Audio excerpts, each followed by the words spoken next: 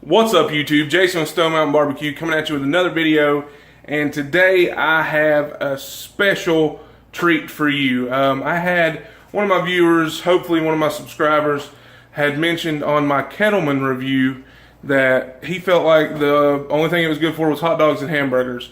And while I know that I've cooked a few different things on it, armadillo eggs, ribs, chicken drumsticks, the maple mustard glaze, and a few other things that I haven't videoed.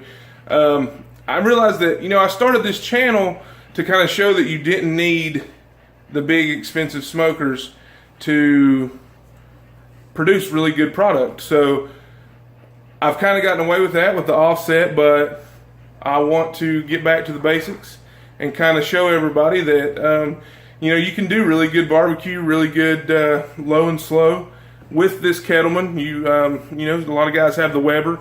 I'm one of the few that I see on YouTube using the Kettleman, and so I wanted to kind of showcase it today. So y'all stick with me. We'll get out to the grill and we'll see what we're doing.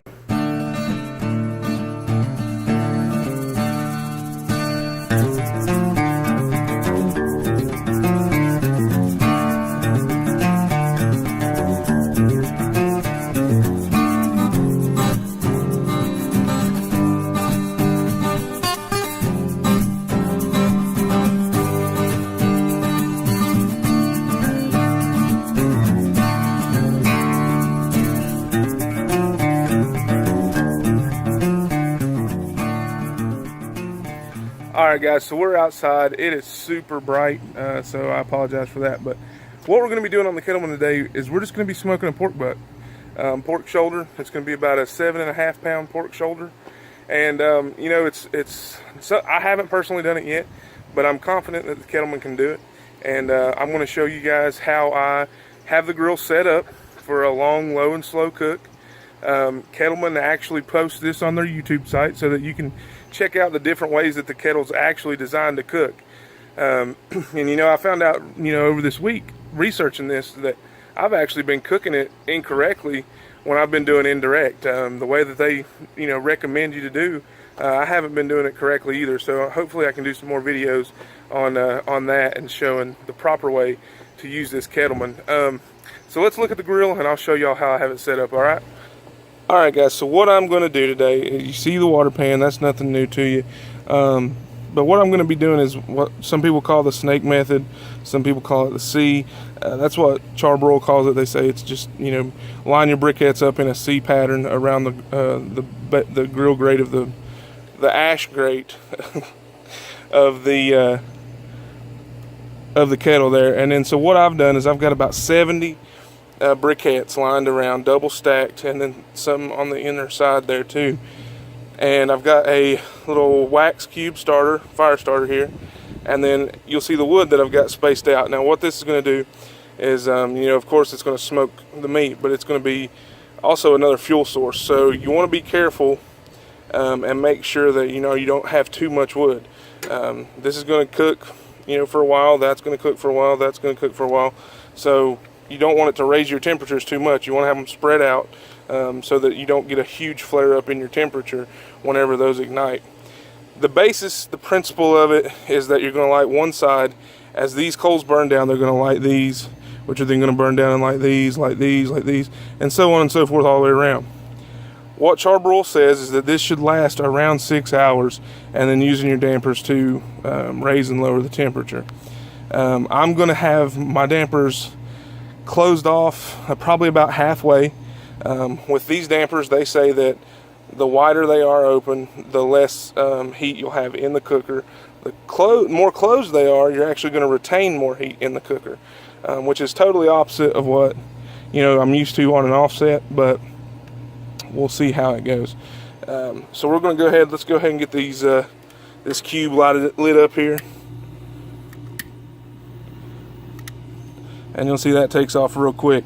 Now what that's going to do is it's going to light my coals here, and we're going to go ahead and just let that catch up, and then we'll put the grate on, and then we'll be back out here when we're putting the meat on. Not a huge emphasis on the meat. I've just got it seasoned up with my personal rub that I make here at the house. So there's not a huge you know, focus point on that. I did inject it with something that I'm trying a little bit different, but that might be something for a different video, a different day. So we'll be back in just a little bit, guys. Y'all stay tuned. All right, folks, we have the pork shoulder on the Weber on the CharBroil Kettleman, and of course I'm out here and the heat pump kicks on, but we're holding right at around 240, 235, 240 by the thermometer on top of the kettle, but it seems like that's going to work real well. You know, I started the coals right here, and you can see that's where they're at. And like I said, they're going to burn all the way around. We've got this right in the middle on top of the water pan, and we're not going to really look at this until maybe about an hour and a half to 2 hours, and that's when I'm going to start spritzing. We're going to let the bark just sit on this, and it's going to be awesome, guys. I can't wait to see what the final product is, and I hope y'all are as excited as I am. So we'll be back in just a little bit, guys.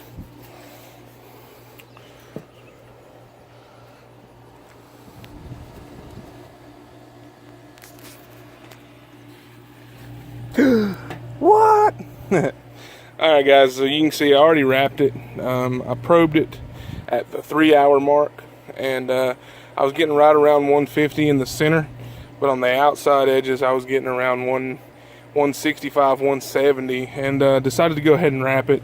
Had a good color on it. What I did, I just layered some brown sugar, some Parquet, some honey, and then just a little bit more of my rub on top of it. Wrapped it up just in a pan, and then put the foil over top of it. About two layers of foil on here. I did go ahead and add some more briquettes because I had burnt down about 3/4 of the briquettes that I'd added this morning. So I added total number of briquettes that have been on this cooker today, with the ones I just added is right at 110. So I added from pretty much, you know, it stopped here earlier, added pretty much from there back around to about here. And that I'm going to just let this go for another couple hours, I suppose, and we're going to see what it comes out like. Changing the briquettes or adding the briquettes wasn't that complicated. When I pulled the pork butt and put it in the pan, I just took it inside to go ahead and do the brown sugar and everything, and then while that was inside, I went ahead and pulled the grate off and just added my briquettes. It wasn't anything complicated, wasn't anything too strenuous. So for anybody that was wondering how that was going to turn out, but appreciate you for watching, guys. Stay tuned. We'll get ready to pull this thing apart, and you know what, it's coming in the end. We're just going to eat it, and I'm sure it's going to be delicious. Thanks, guys. Alright, guys, so we are at hour 6, and you can see that the coals have started dropping temp. Now let's go ahead and probe. You can see I've checked every couple of hours there, but let's go ahead and see. Got the CharBroil instant read. Let's see where we're at.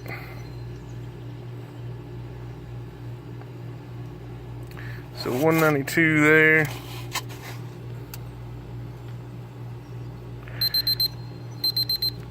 Got 195 there.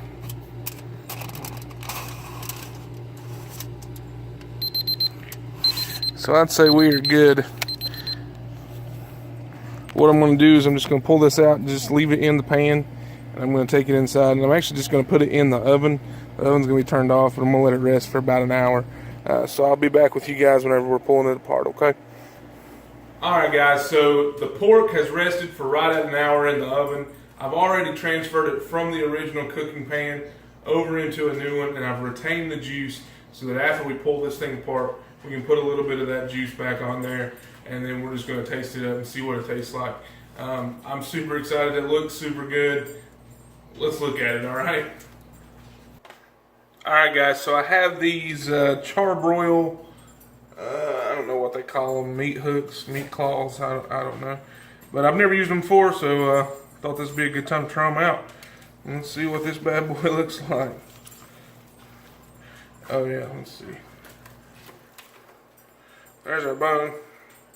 Got a little bit of meat there.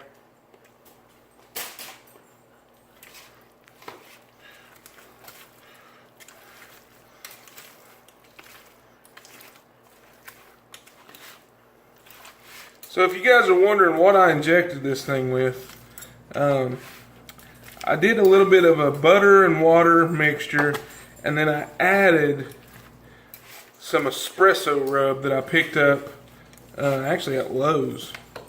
It has some really awesome coffee notes in it, and I mean, it just, like, even after I mixed it with butter and water, like, I wanted to drink it because it had such a good smell to it.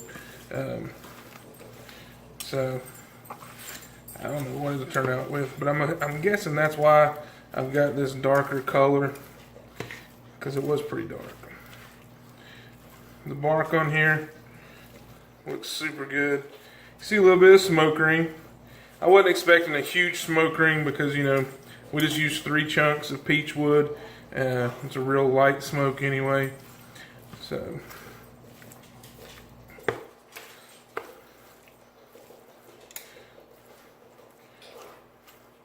I don't know if I'll need to put any of the juice on here.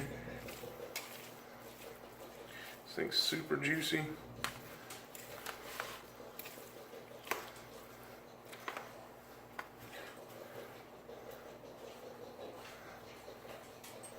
You can see that smoke ring on there.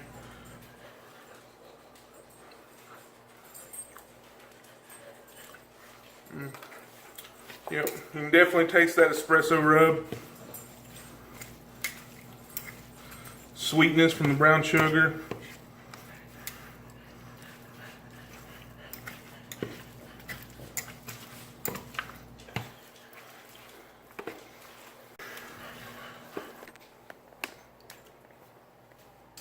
Alright guys, so this is pulled apart, and I'm just going to grab a piece and let you see what it tastes like.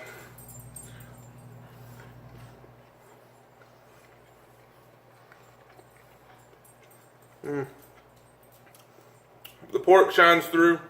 Like I said, we didn't do anything special with this one, just my simple rub. I did inject it with that espresso, but that comes through. You do taste it, but it's not overpowering. You still get a sweetness from the rub. There wasn't a lot of spice in my rub, so I expected this to be really sweet, and it is. Let's get a piece of some of that bark on it.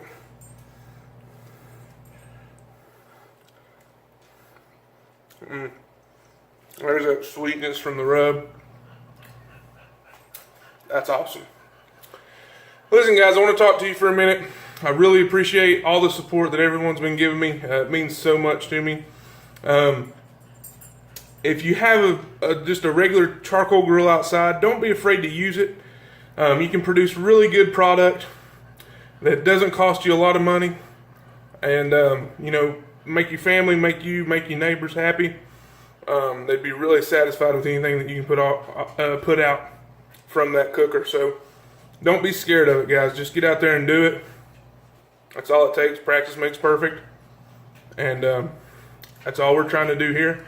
Just practice up and see what we can do. You might notice down in the description box, guys, I have created a PayPal link. I'm trying to put out more videos every week, and I'll just be honest with you, it does take a little bit of a toll on my wallet, because normally I wouldn't be buying meats like this every week just to cook. So, you know, if you feel like it, go ahead and check that link out. No obligations or anything like that. Don't feel like you have to. But if you'd like to support the channel and see it grow a little bit more, hey, I really appreciate it. Be sure to subscribe, guys. That helps me out a ton. Hit that thumbs up. Comment. I love seeing all the comments. It means a lot to me that people are taking the time to talk to me throughout their day and let me know that, you know, hey, I might brighten your day or make you smile a little bit. That means a lot. Appreciate all the support on the last video when I, you know, talked about Clarence, the dog. He's my little buddy. He's doing great, though. I appreciate everybody, you know, with the well wishes for that. But y'all stay around, guys. Stay tuned. We'll see what we can do. And I appreciate you for watching, guys. Thanks. God bless.